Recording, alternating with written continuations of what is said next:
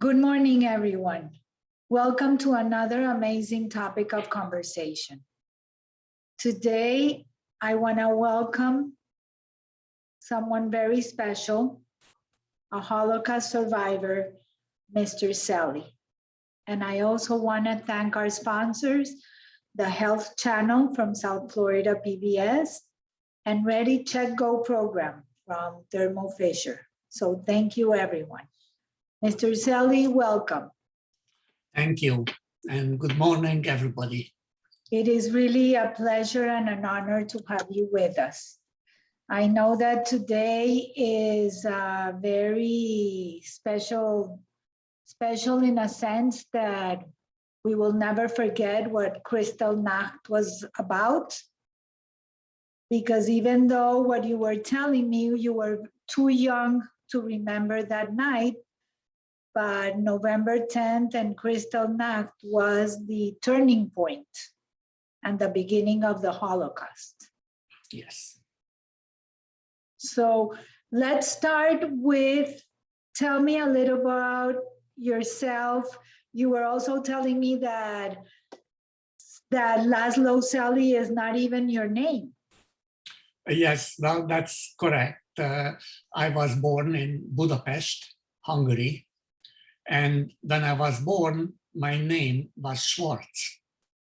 My father changed the family name after the Holocaust because anti-Semitism was still running rampant in Hungary.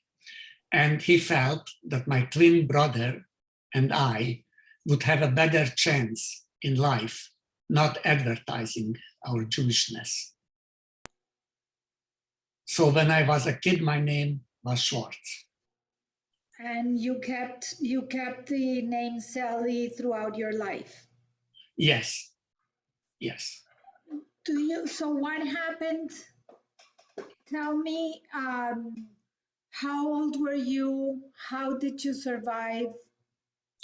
What do you remember?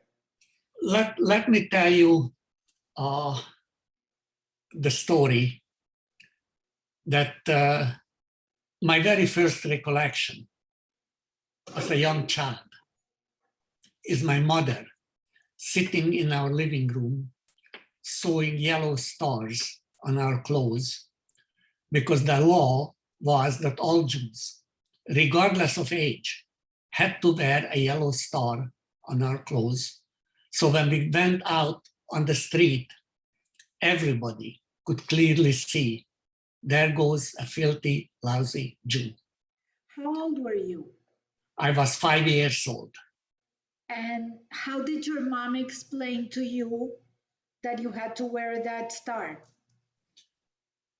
Well, I don't remember any explanation.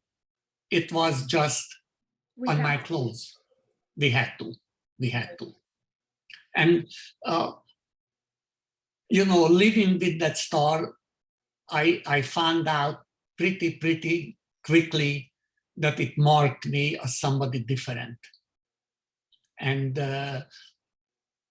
I did not understand the full consequences of something like that, but I did feel different, and I did feel threatened, and I did feel in danger. And I talk a lot to people about the Holocaust. I educate young children. And usually I tell them that the feeling that I had right through the whole ordeal was fear. Just unbelievable, never-ending fear. Since you were, where were you? Like after you had the star, what happened next? Okay, we lived on a beautiful tree-lined avenue in Budapest. And the Museum of Natural History was right across the street from our apartment building, where we used to go very often as young children. We loved the place, we loved seeing the stuff, animals, the ancient skeletons, whatever they showed there. But one day we were going there, and there was a big sign out on the door saying Jews are not allowed. And I have never been in that building since. The apartment building where we used to live had a little garden in front, and this garden had a little sandbox where all the children of the building used to play. And of course, I played there with my twin brother and the other kids. But those kids came to us one by one and told us that they can no longer play with us because their parents forbid them to play with Jews. So my twin brother and I, we played alone. You were slowly put in a corner with no places to attend, no one to play with, and you must have felt very angry. Well, disappointed. I did not know about anger that much at that age.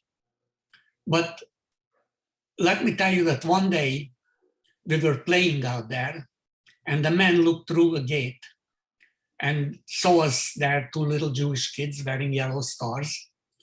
And he started screaming at us, "Lousy Jews, wait until I get my hand on you," and started rushing us. And both my brother and I, we ran screaming back to our apartment, and there was nothing our parents can do about that. And that was the moment when the fear started. That was the moment when I first realized that there are people out there that wanted to hurt me. Without not even your parents could protect you. No, that would, confronting that man would have been suicide for a Jew. So what happened? What happened to your parents, to your brother? Well, thank goodness they all survived the Holocaust. And my brother now lives in Connecticut. He's, of course, retired. And my parents are no longer with me yet. But I managed to get them out of Hungary much, much later after the Holocaust. So they were never in a concentration camp? No, we did not get deported, but just by pure luck. Just by pure luck. They were able to stay in Budapest throughout the war? Yes, we were in Budapest right through the war, but it was not quite as simple as that, because new laws came out almost on a daily basis against Jews. And one of them was that Jews can't just live wherever they want to. They had to move into a ghetto, or actually in the case of Budapest, into a designated Jewish house, where they simply took a building, painted a big Jewish star on the front gate, and that became a designated Jewish house, and Jews had to move in there, whether they had an apartment or not. So your apartment you had to leave? We had to leave our apartment. We could only carry what we could have in our two hands. And I was a little kid, how much can I carry? I had my pillow and I had my blanket, and my parents could not carry too much else either. And as we left our apartment, I remember we looked back and we saw our neighbors rushing in, trying to grab whatever they could there. And there was nothing that we could do about that. They could just take it and leave? Absolutely, well, they could take it and stay, for that matter of fact, they did. They did stay in your house? Oh, yes. Oh, yes. So how long were you in that building? In the one where we used to live? No, in the where they sent you after. Well, I was there I cannot tell you an exact number of days or weeks or months because I cannot recollect that. But I can tell you that in that apartment, there were 6, maybe 7 families jammed together in a little tiny apartment. So people were sleeping head to toe on the floor. The place was unbelievably crowded, smelled something awful. Hygiene was not not possible. The moment you went into the bathroom, somebody was already knocking on the door, hurry up, I have to go. Don't imagine a house or an apartment where you live today that you could go in the bathroom and turn on the faucet and get hot water. We did not have that. We had to heat water in the kitchen, put it in the bathtub, go in there, wash yourself with a sponge. But with all these people in the apartment, that becomes impossible. It can be done. So we got dirtier and dirtier by the minute. We had lice in our hair. We had roaches. We had mice. The rats were not too far behind. And then I remember what we had was the absolute worst, bed bugs. They terrible little creatures. They tiny. And you can't even feel their bites. But you wake up in the morning and you have little bumps on your skin and it itches like mad. And try to tell a little kid not to scratch with his filthy, dirty hands. And you get infections, you get sick. There's no doctor, there's no medicine, there's no hospital, no emergency room. If you live, you live. And if you die, there's one less Jew in the world. Nobody cared. So this is how we lived. You did not go to school? No, absolutely not. So you couldn't even leave the No, we could not.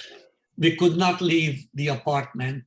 Well, as children, our parents wouldn't let us go out, and they were also a new law that Jews can't just go out on the street anytime they want to. They could only go out one day a week. And those days, most of the merchants didn't even open up because they didn't want to deal with Jews. And the few that did raised their prices, put out the worst merchandise that they could not sell to anybody else. And that is what the Jews could buy, provided they had money or something to barter with. Nobody had money anymore. Nobody had money anymore. So you would just trade jewelry, silver? Well, that's what usually happened. My mother had a wedding ring and they cut that up to 4 different pieces. And with a little piece of gold, you can buy half a loaf of bread or something like that.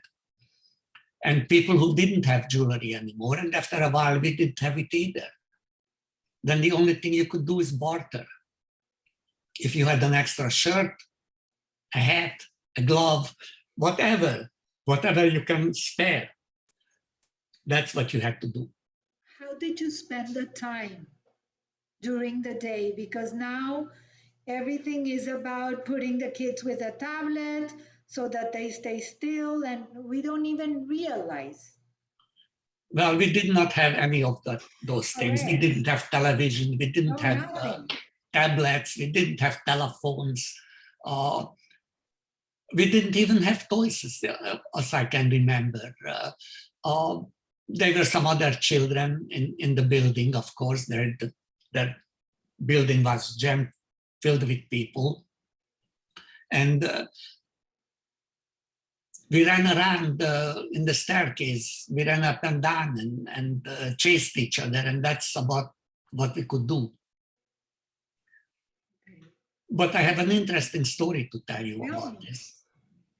Because once the deportations started from Budapest, They herded these people out of these buildings and lined them up on the streets.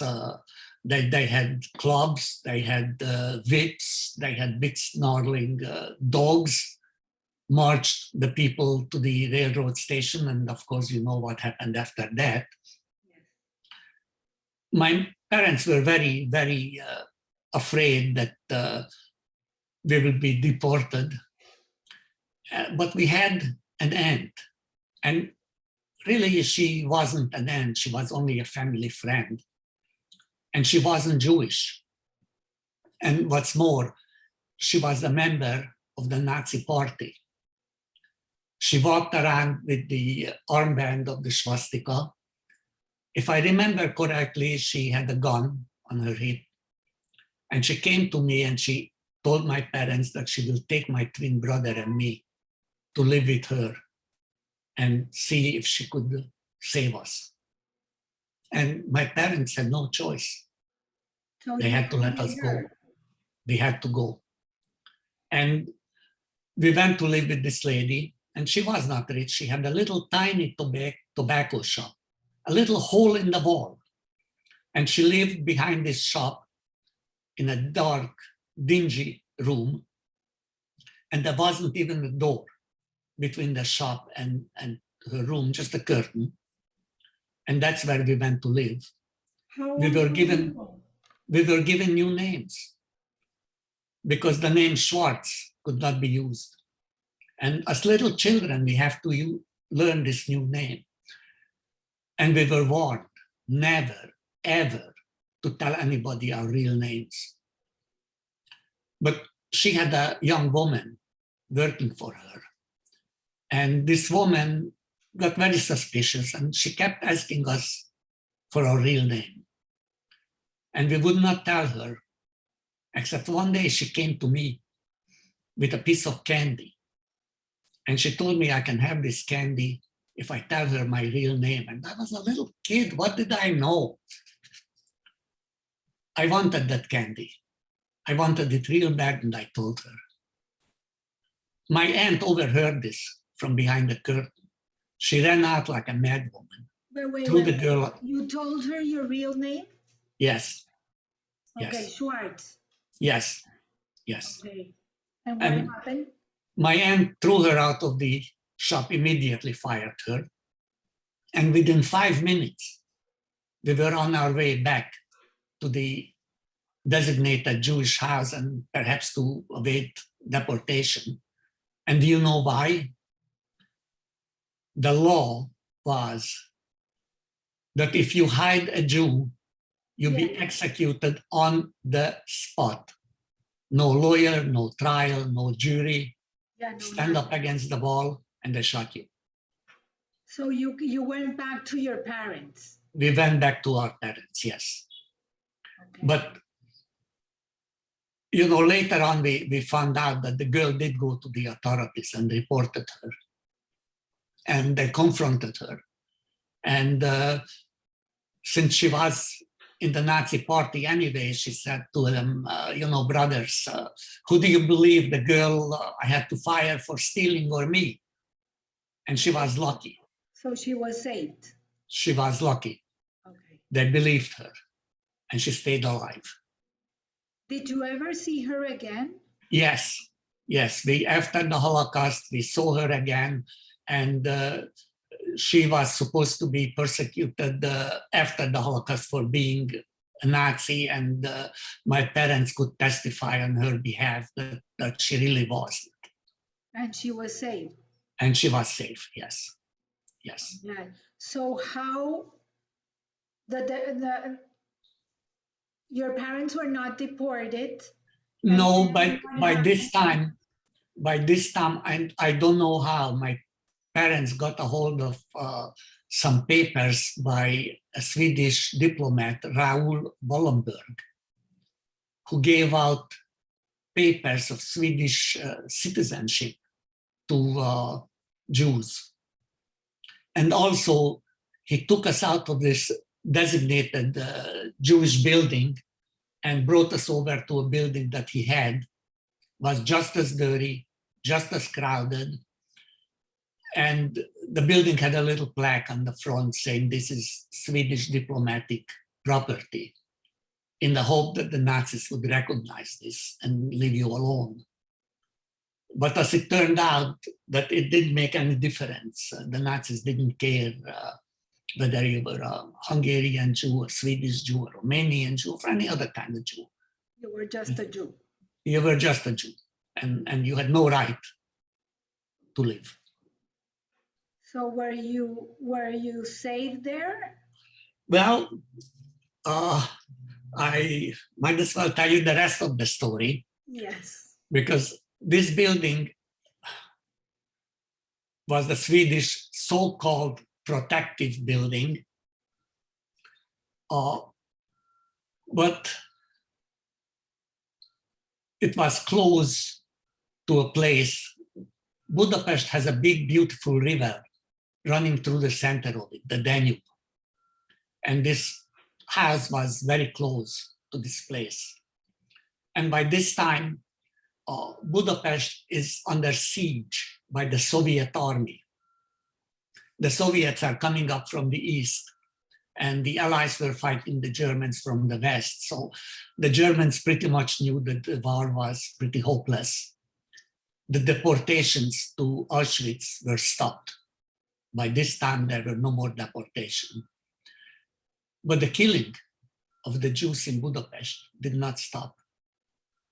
It was now taken over by the Hungarian Nazi party, the Arrow Cross. And they herded the people out of this building. They took them down to the river Danube. They lined them up on the banks of the river, and they shot them. And as I said before, the place where we lived was not far from this place.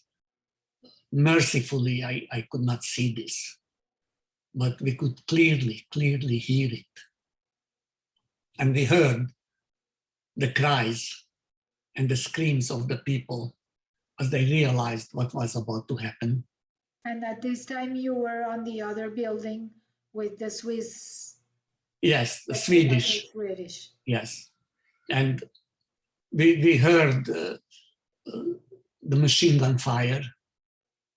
And then we sat there and we listened to the silence, and we knew that they were all dead. And we also knew that sooner or later they will come for us. And one day they did. They came to our building and they told us that tomorrow morning we'll have to be all lined up in front of the building, and anybody who stays behind will be shot on the spot. And we knew where we were going and we knew why. And that was the worst night I ever had in my life. The women were all crying, hugging their children. The men were huddled together, praying. And we hoped that morning would never come, but of course it does, it always does. And very early that morning, we heard rifle butts banging on the front door. And of course, the door had to be opened up. And there stood two Soviet soldiers with their submachine guns looking for Germans. The Soviet army took the building where we lived that night. Had there been only a day late, I would not be here today to tell you the story. So you were saved by the Soviets? We were saved by the Soviet army. That took The over Soviet, the night before? The night before we were supposed to be executed. The Soviet army fought in Budapest from street to street and house to house. There was a tremendous amount of resistance, and they really fought very hard and from house to house practically. So after that, were you able, that was like the beginning of the end? That was the end for us. That was the end of the Holocaust. Then we were liberated. You were able to go back to your house? No, we could not. For a few days, we still had to stay in this Swedish house because there were still pockets of resistance in the city and they were still shooting on the streets. So we couldn't move until the Soviet army could really secure the area. And then my father went back to our old apartment, but somebody else was living in there, and we were not in any shape to fight them. We were weak, we were starved, we were just skin and bones. And so he just went someplace else and found another place to stay, and that's where we went. And when did you move to the United States? Well, after the Holocaust, the Soviet army stayed in Hungary, they never left. So the countries that were liberated by the Allies became all democratic, and the countries that were liberated by the Soviets became communist. So from that day on, I had a communist upbringing, and I stayed in Hungary under communist rules until I was 16 years old. So then I started going to school, but of course we had a communist education,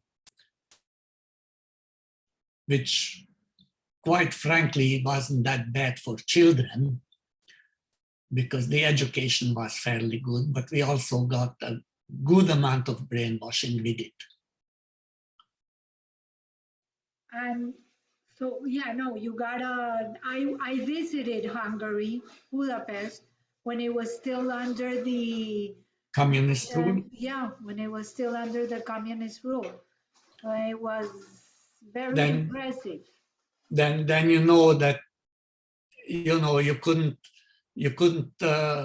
say anything you wanted, and you couldn't go anywhere you wanted. And so, you know, from Nazi occupation into Russian occupation, Soviet occupation. But were you were able then to follow the No, Jewishness, or not yet? no, I could never get a Jewish education because the communists were not actually killing Jews, but the communists were against all religion. So whether you were a Catholic or a Jew, it really didn't matter that much to them.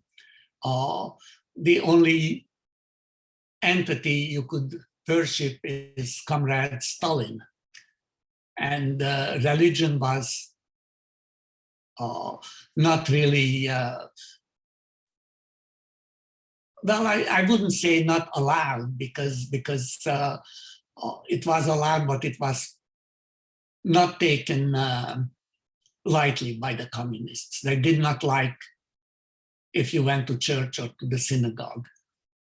And you got mentioned in school, well, I saw you going into a church or going into a synagogue. What you doing there? What you going there for? So, you know, it was not advisable to practice religion. I remember when I went there was a beautiful synagogue. Yes, but I think when you went there was under still communism. I don't know how beautiful it was at that time. It got beautiful later on when they rebuilt it now, of course. Okay, but it was not used while No. the Russians were there. No, it was not used. And it was pretty run down. I don't believe I ever been in that synagogue until much later when I went back to visit Hungary after Hungary became free. And then now it's a magnificent synagogue. Have you've been back? Yes, I've been back a couple of times. And your brother?